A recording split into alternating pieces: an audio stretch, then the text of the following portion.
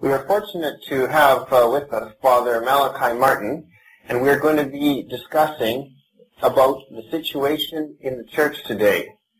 And perhaps, Father, you can start off by telling us just a little bit about yourself and what you're doing now and what some of your background is. Yes, but of course. I was born in Ireland 68 years ago. I joined the Jesuits, and eventually, after the usual training of 17 years, passing through various European countries and universities, I ended up in Rome as a professor at the Pontifical Biblical Institute. I was trained as a paleographer. Most of our listeners don't know what that is. It's somebody who studies handwriting, and my expertise was in Middle Eastern handwriting about the time of Abraham. But that became a very useful profession for the then Pope John the 23rd, because he needed contacts with both Arabs and Jews, and I traveled extensively in that area, the Middle East, and therefore I was useful to him. And I got very closely associated with John the 23rd and a certain cardinal called Cardinal Augustine Baer. He was the man who was in charge of ecumenism and who traveled extensively in the States during the council. But before that time, I had asked my superiors for permission to leave the Jesuits, and in 1964, Paul VI, who was then Pope, granted me the permission. He gave me permission to leave the Society of Jesus, and he secularized me. That is, I didn't want to be a laicized. I wanted to be secularized. That is, I didn't want to be under a bishop incarcerated in a diocese. I didn't want to belong to a religious order. I didn't want to join Opus Dei. The only three alternatives for a clergyman, for a priest, in the Catholic Church. So he granted me that and gave me a general commission to write and to be active in the field of communications about the Church. And then I went from there to the United States, passing through Paris, and I arrived here in just 25 years ago, in January 1965. And from then on I've been writing books and been very engaged in radio and television. I think I'm known as, probably as a conservative. We love tags in the United States. Some people would call me traditionalist. But Bernard, I'm a Catholic. I'm a Catholic priest. And I say my Mass every morning. And when permitted by the local bishop, I engage in the usual priestly activities. But my main activity is writing and confessional work and pastoral care of people who, today, in the condition of the Church, don't find pastoral care available, especially families who are at sixes and sevens about what is happening to them and their children and the public weal. That's a brief history. My books sell well. I've had 3 or 4 bestsellers, and that's due to the grace of God and not to anything I've written.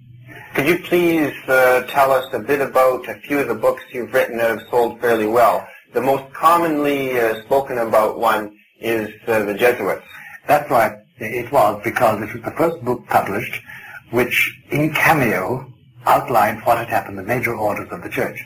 In brief, between 1965 and 1975, the major orders of the Church, Jesuits, Dominicans, Franciscans, Carmelites, literally turned their backs on the papacy and proceeded to follow a line about the Church and about the mission of salvation of the Church, which is at variance with the traditional Catholic view of life and death and resurrection.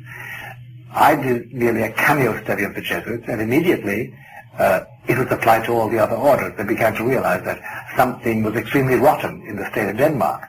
That if the Jesuits could have gone like that, and they did go like that, then they could explain the vagaries of the Franciscans and the horrible corruption of the Dominican order.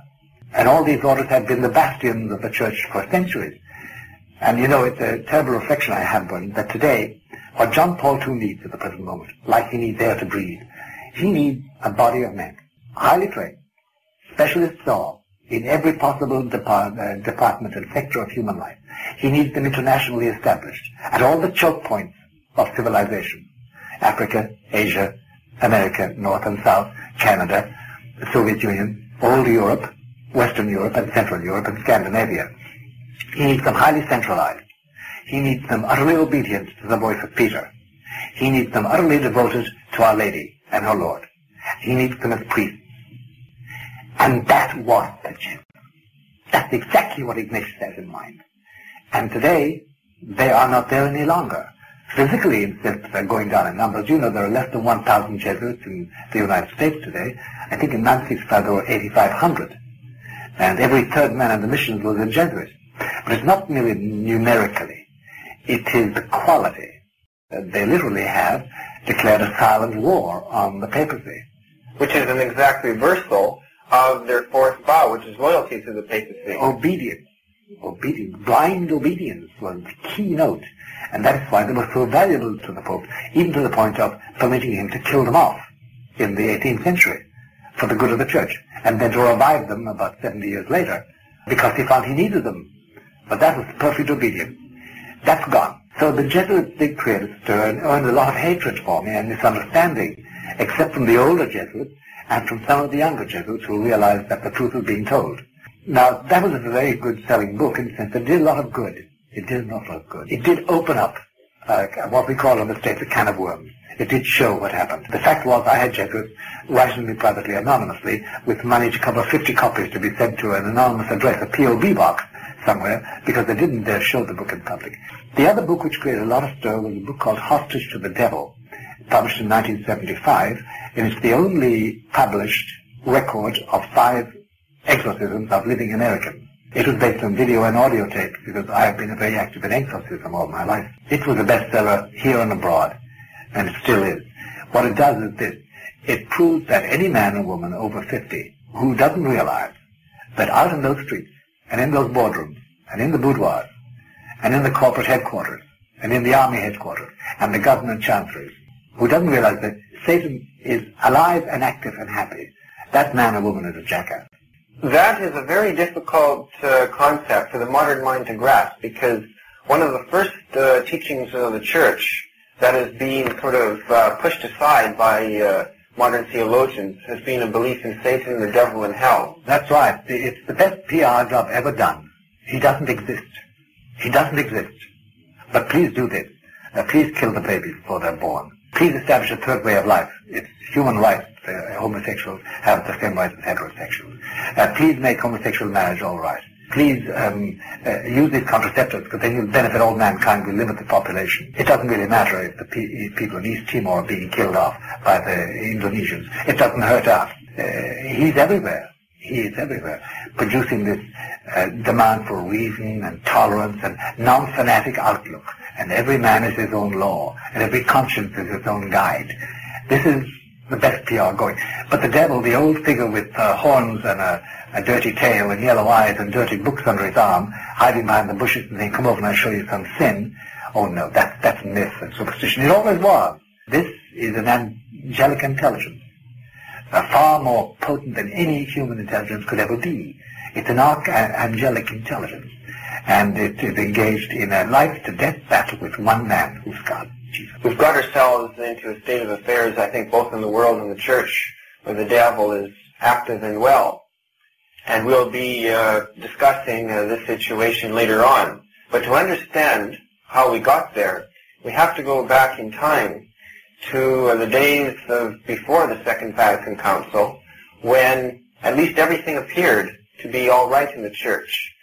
Among conservative people, there is some debate about, is that period in the Church of the 1950s, let's say before the Second Vatican Council, was it a very positive period, or was it a negative period, or what is a bit of both?